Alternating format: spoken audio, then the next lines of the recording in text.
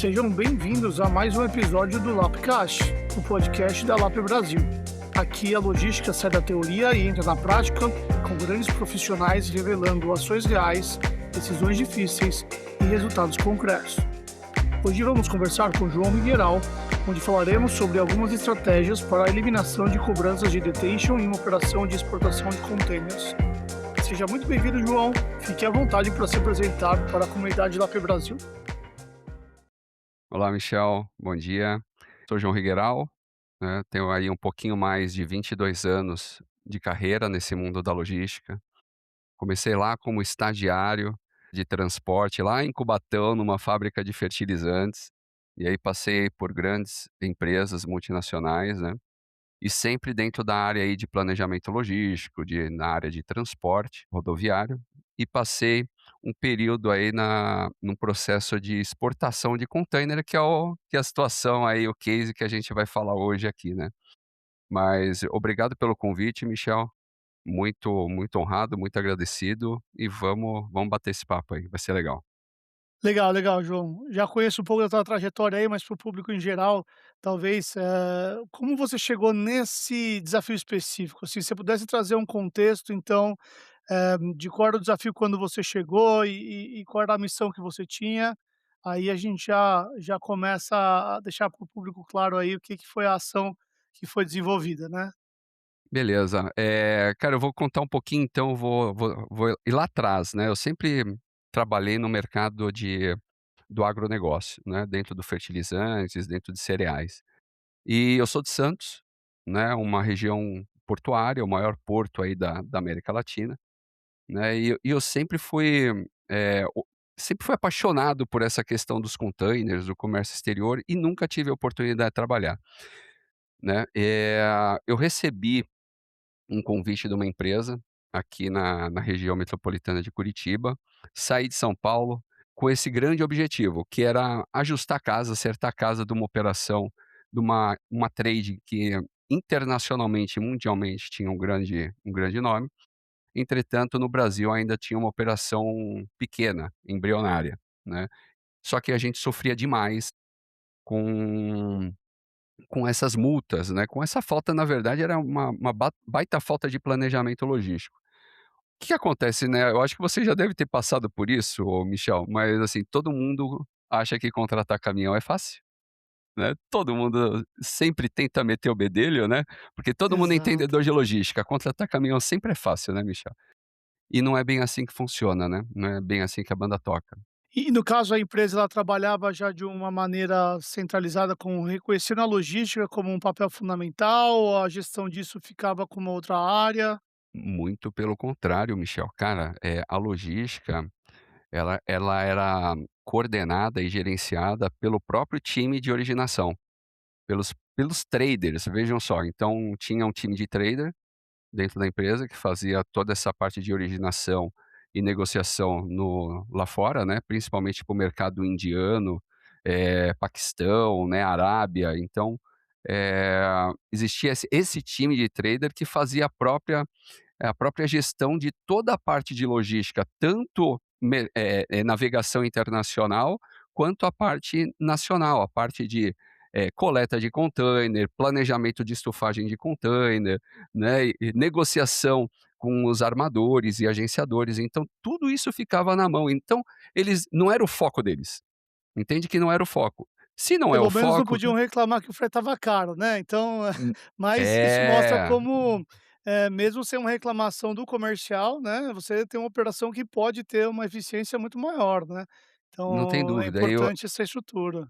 E assim, cara, frete barato, às vezes não tem uma correlação com eficiência, né.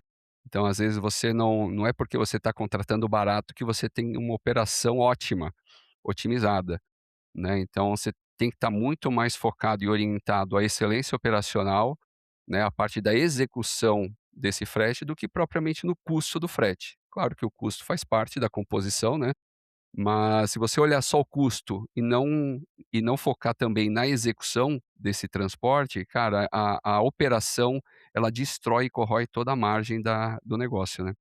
E me conta, como que foi então, esse problema que você chegou e o que que você começou aí a explorar para realmente, tirar o seu diagnóstico e preparar o seu plano de ação? Pois é, então, quando eu cheguei, cara, a primeira coisa, como eu não tinha nunca trabalhado assim, mergulhado em operação de container, pra mim era uma coisa muito nova, sabe, cara. Então a primeira coisa que eu fui entender é: como que esse negócio funciona? Né, eu precisava entender, cara, como é que funcionava uma negociação de container, uma negociação de frete marítimo, né, como é que era uma operação de estufagem de container, porque eu não conhecia, eu não tinha esse conhecimento. Meu negócio sempre foi carregar granel, foi carregar carga geral, contratar o caminhão, acompanhar a execução do transporte, o lead time e acabou, e a entrega no cliente, ou a entrega no terminal. Quando a gente traz para dentro de casa vários, stakeholders, né, porque você tem o depot, você tem a fazenda lá onde você carrega, você tem a beneficiadora, você tem, o agente, despachante da carga, você tem o mapa envolvido para liberação, fumigação, inspeção de qualidade. Então você tem vários agentes ali que você tem que conhecer cada parte da operação para você entender quanto tempo esse negócio demora para fazer uma exportação, não é simplesmente o prazo de carregar e o prazo de entregar. Tem muitos outros fatores dentro de uma operação de exportação de container que quem não conhece precisa mergulhar e entender, porque faz parte do tempo total da operação. Então eu mergulhei nisso, identifiquei alguns pontos, de melhoria, principalmente nas operações com os terminais, ô Michel, assim, sinceramente, cara, eu não tinha ideia, por exemplo, de pontos como free time.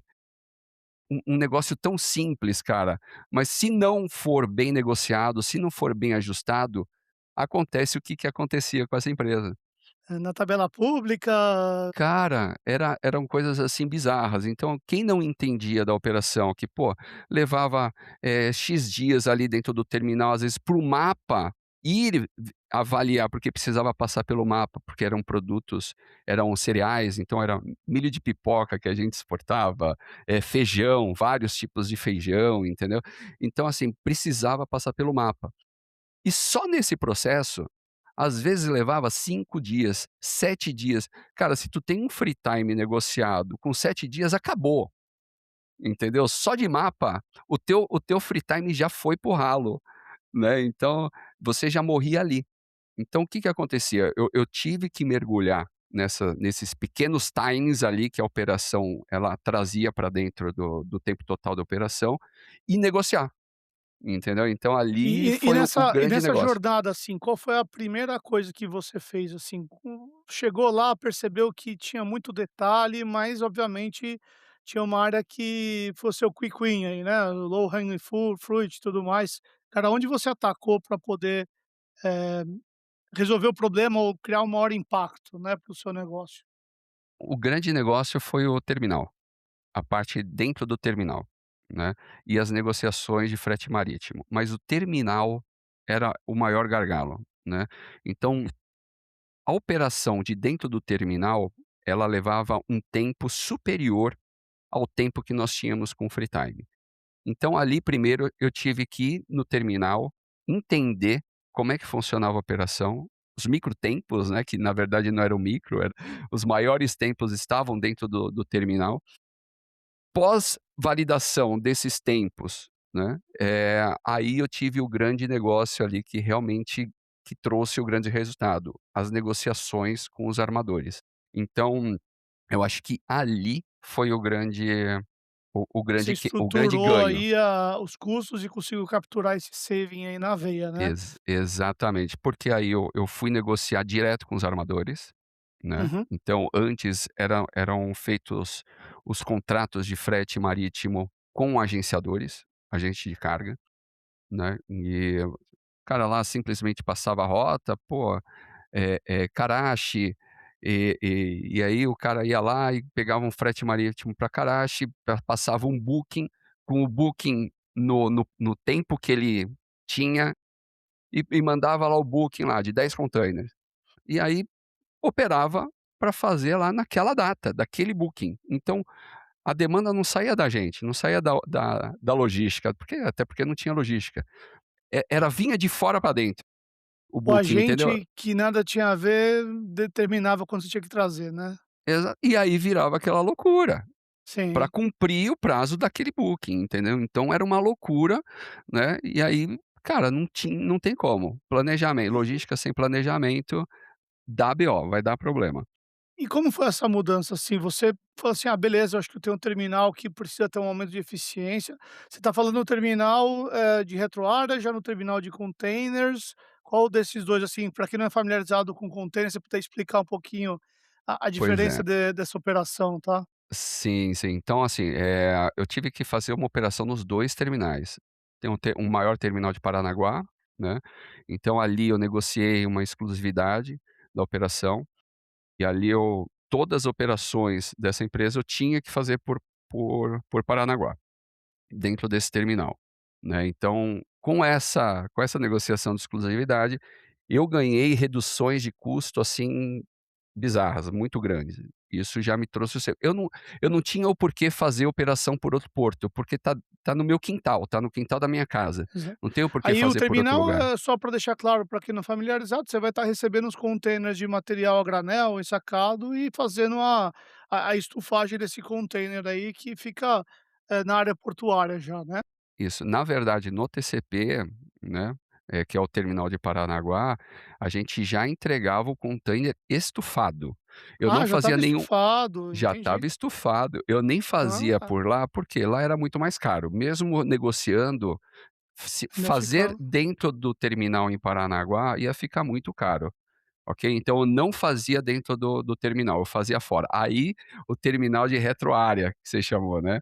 Então exato. ou era um terminal alfandegado, então a gente já, em algumas vezes, já fazia um terminal alfandegado, já contando os tempos, ou então a gente fazia no terminal fora, né. Grande parte da operação eu fazia num terminal fora, que eu consegui uma condição muito boa, e eu acho que a negociação dentro desse terminal, eu lembro até hoje, era um terminal pequeno, o GHS, eu lembro até o nome, não tem problema de falar o nome do cara, foi um parceiro muito forte nosso dentro dessa operação para viabilizar, porque o que que acontece, cara, nós tínhamos uma operação pequena, fazíamos ali cerca de 2.000 containers no ano, né, então era uma operação relativamente pequena. E aí quando você ia para terminais de grande porte, cara, eles viam a gente como pequeno. Então, eu encontrei ali um potencial parceiro que entendeu o meu problema, entendeu o propósito, né, que isso tem muito a ver com propósito. O cara comprou o propósito comigo, né, e ali a gente estruturou uma operação redondíssima, né. Então a gente fazia o cross-docking ali dentro, trazia muitas vezes o caminhão direto da fazenda já ensacado. Os materiais ensacados foi um grande um grande Pulo do gato outro ali. pulo do gato, fazer o cross-docking direto nesse terminal para ganhar eficiência. Então eu comecei a trazer produto ensacado, para fugir da parte da fábrica, do beneficiamento, trazia ensacado direto para o terminal, fazia o cross-docking direto no container dentro desse terminal, e eles entregavam no terminal do portuário já, e ali acabou, entendeu. Então ali, foi um outro ponto importante para ter essa virada de chave e trazer esse save para dentro da empresa. Legal, e nesse projeto, assim, foi liderado por você? Teve mais, gentes envolvidos? Como que foi essa gestão de mudança durante o processo e, o que que você acha que foi o divisor de águas aí, que você falou assim: "Olha, provei aqui para a empresa que esse é o jeito certo de operar", né? É, assim, quando eu vim para cá, né, eu recebi o convite, eu tive carta branca, sabe, Michel, para fazer as mudanças que eu precisava fazer. Isso foi muito importante, tá. Como aqui no Brasil a empresa era relativamente pequena, mundialmente, a empresa tinha um nome muito forte, né, e uma operação muito robusta. Então eu tive essa carta branca e durante o processo, né, eu tive um apoio muito forte do time da matriz em Dubai, para fazer esses acordos, maiores, principalmente com negociações melhores de free time com os armadores, para conseguir aumento desses free times, por conta da estrutura robusta, né, que essa empresa tinha globalmente. Então, com certeza o time de Dubai me ajudou muito a conseguir essas melhores negociações de free time. quando você traz aí que o free time foi um ponto chave aí de negociação, eu acho que isso é uma baita de uma recomendação para os profissionais que estão na área, né. Então, ter o acesso primeiro diretamente ao armador e o trabalho aí com relação a uma ineficiência da burocracia, de todo o processo de exportação ou importação, essa é uma peça fundamental de quem está trabalhando com Comex, né. Então é importantíssimo contemplar isso, pra redução de custos, né, que sem dúvida, foi uma grande conquista aí, né. Sem dúvida foi. Entretanto, cara, as negociações de frete marítimo, nem sempre eu conseguia melhores preços direto com o armador. Isso me causou muita estranheza, cara. Porque pra mim, porra, eu pensava, né, se eu for direto no armador, né, e tirar um intermediário, um agente de carga, por exemplo, eu vou conseguir tarifas melhores, eu não tenho dúvida. Isso era o que eu imaginava. Entretanto, cara, a experiência dentro desse negócio me trouxe outra visão sobre isso, porque os agentes, eles conseguiam tarifas melhores. Os agentes de carga, esses intermediários, conseguiam tarifas melhores e às vezes eles conseguiam bucar, que era o termo que a gente usava, né, Termo bucar, correto. bucar os containers, os lotes, e eu não conseguia bucar direto com o armador. Não conseguia alocar a minha demanda dentro daquele navio, dentro daquela janela. E os agentes conseguiam. Mas a negociação diretamente com o armador para liberação de maior free time, isso sim foi chave. Por quê? Porque eu mesmo negociando com o agente, o meu CNPJ estava atrelado àquela condição de free time dentro do armador. Então eu conseguia, sim, algumas vezes alocar a minha demanda direto no armador, mas mesmo quando eu fechava com os agentes, eu já tinha aquela negociação de free time atrelada àquele armador. Independente do agente, você está usando o armador, vai ocupar o seu full Exato, time, né. E sem exatamente, dúvida, exatamente. cara, eu acho que você trouxe aí em relação a gente, muita gente não talvez desconhece, acha que o agente está agregando custo, mas muitas vezes, seja no transporte rodoviário ou marítimo, o agente tem escala, ele tem liquidez, né, então ele consegue, Exato, trazer uma posição para a indústria que você sozinho às vezes é pequeno, não tem aquela inteligência, né. perfeito. Então, eu acho que a alocação e a estratégia, a múltipla estratégia que você tem de ora usar um, ora usar outro, é extremamente interessante, um caso vencedor aí, né. Sim, e eu não tinha ideia, tá, Michel, eu não Você veio do tinha grão, ideia né. que o agente eu vinha do grão, cara, então, pô, né, então, ir direto na fonte, né, sempre trazia, uma melhor competitividade, então eu vim com essa cabeça para trabalhar com container e me deparei, bati a cara na porta, né, cara. É legal, você teve uma boa carta branca aí da liderança, você, conseguiu aí estabelecer um relacionamento com os seus parceiros e obviamente você acabou tendo que mudar até a sua própria direção, né. Como você fez a gestão da mudança em geral desse projeto aí? Quais foram, os seus erros durante o percurso aí? A gestão de mudança, dizendo ali, efetivamente com o meu time, foi muito tranquilo, tá. Era um time pequeno, nós operávamos 2.000 containers basicamente com 4 pessoas na operação. Então, a única coisa que eu tive, assim, de implementar de mudança grande dentro da empresa, foi gestões de acompanhamento e monitoramento de operação que não tinha nada, era zero, né. Então, e Controle co sensacional, né, onde controle você zero, consegue acompanhar. controle zero. Então, o que que eu fiz? Basicamente, eu criei uma lousa. Primeira coisa, custo baixo, beleza? Custo baixo. Pedi pra comprar um quadro branco gigante, né, pá, coloquei lá na sala um quadro branco gigante, com as colunas já tudo certinho lá, colocar lá a data, o ETA do navio, o ETB, o deadline, coloquei todas as operações, o booking, o navio, quantos containers eram, e ali a gente fazia a gestão à vista de todos os processos que nós tínhamos em andamento. Aquilo ali fazia, a gente olhar para aquele quadro diariamente, né, e olhar aquele container, aquele processo tem tal deadline, ele está em tal situação X, ele está em cross-docking, ele está em carregamento na fazenda, né, então Ali aquele quadro dava o direcionamento e fazia com que a gente não tirasse os olhos da operação do dia a dia, operação diária. Fizemos uma gestão, uma daily, né, matinal. Todo dia de manhã a gente juntava e fazia uma call com os stakeholders ali, tanto o despachante aduaneiro, que foi, cara, um parceiraço também nesse processo nosso, tanto o despachante aduaneiro quanto o cara do terminal, né, e lá de Paranaguá, que a gente fazia operação de cross-docking, e a gente fazia uma daily matinal falando de cada processo que estava em andamento. Então a gente não tirava o olho, Michel, de cada operação até que o container, todos os containers estivessem dentro do terminal portuário para ser carregado para o navio, né. Porque um outro ponto importante, Michel, que eu gostaria de trazer, compartilhar, que também foi chave, foi redução de lote. Eu implementei isso, também foi uma gestão de mudança grande, porque, o pessoal, ele via como um aumento de custo. Se eu reduzir o lote de 20 containers, eu vou exportar 20 containers para o Paquistão. Cara, 20 containers em um lote, o risco é muito grande, porque para estufar 20 containers, a operação de cross-docking é um reloginho, né. Eu atraso um caminhão, né, o container fica parado, se eu não entrar o 20º container dentro do terminal, tá certo, a minha operação não encerrou. E aí, se eu entrego 19 containers e esse 20º não entra dentro do deadline, eu perdi o deadline daquele booking.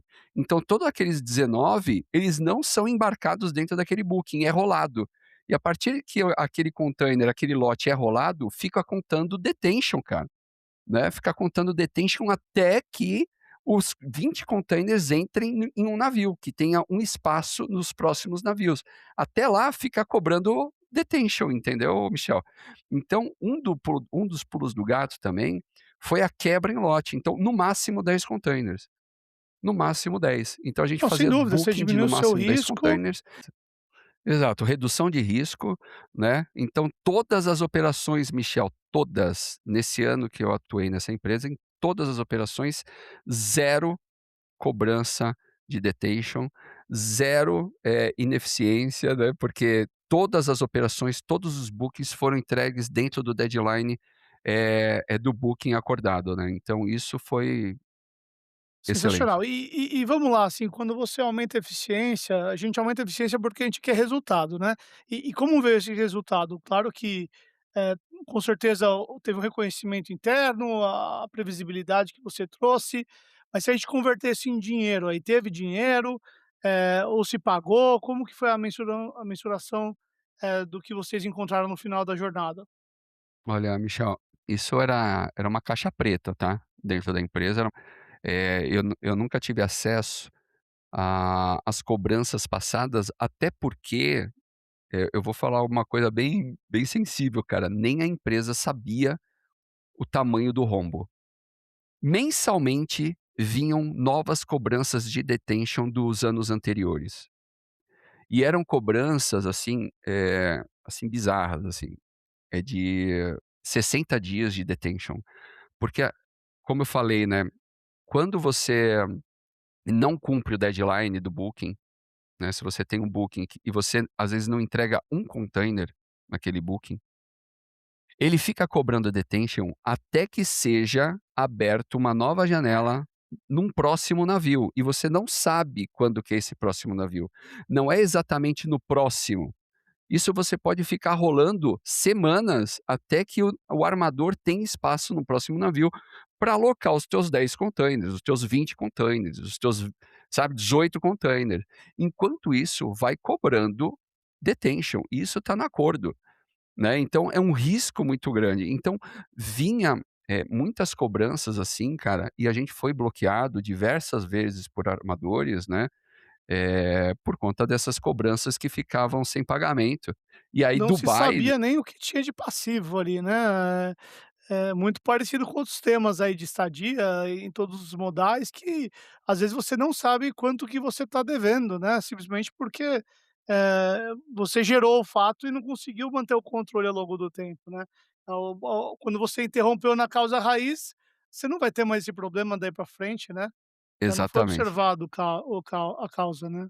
Exato, mas, eu lembro muito bem que teve um caso ali que beirava R$ 250.000, ô Michel, uma cobrança de detention de um lote de 25 containers, cara, que aí um grande armador, e é um dos grandes armadores que a gente usava na rota ali da Índia, eh, que aí teve que subir para Dubai, né, e Dubai teve que intercorrer lá e pagar, negociar e pagar diretamente por lá, e para conseguir liberar, né, os próximos bookings, porque a gente ficou travado.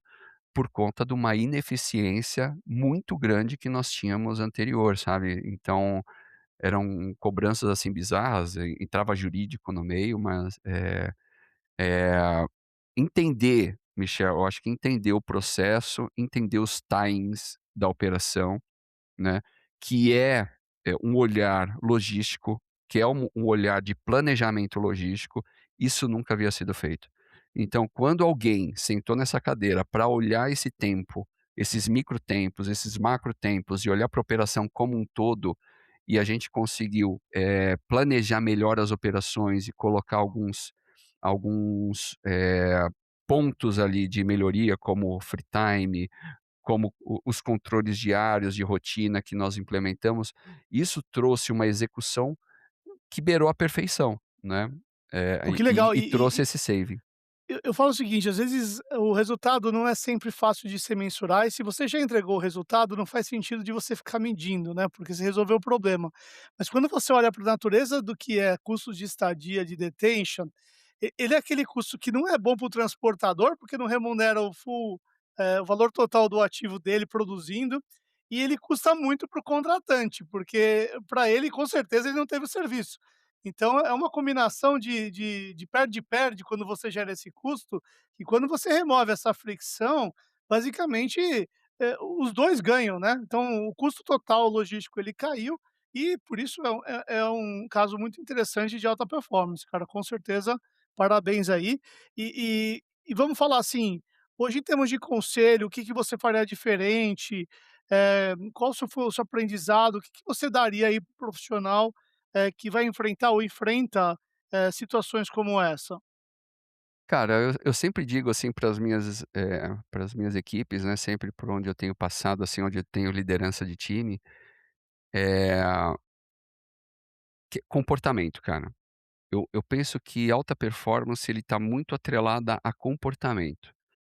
Se o profissional, ele não tiver o comportamento, adequado de ir atrás, de não se conformar, Michel, a gente não pode se conformar com a operação do jeito que está, né, sempre tem algo para melhorar. Então vai muito do comportamento do profissional, vai muito do comportamento do João, ir atrás dessas melhorias. Olhar para onde ainda a gente precisa melhorar, olhar para os processos que a gente precisa melhorar, olhar para os dados que a gente precisa gerar, né, porque sem dado a gente não consegue gerir, cara. Como é que a gente sabe se a gente está performando ou não sem o dado?